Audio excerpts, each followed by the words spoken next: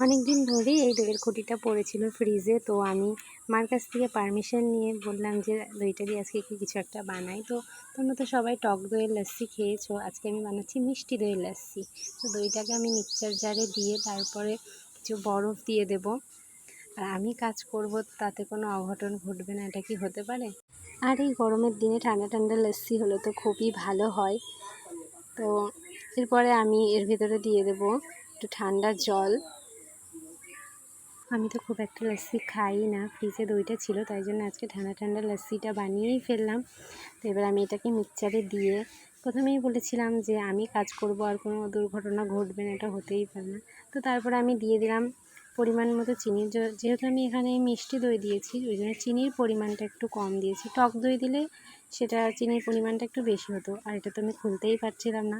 তারপর আমি গ্লাসে এটা সার্ভ করে নিলাম। আজকের জন্য এইটুকুই, টাটা।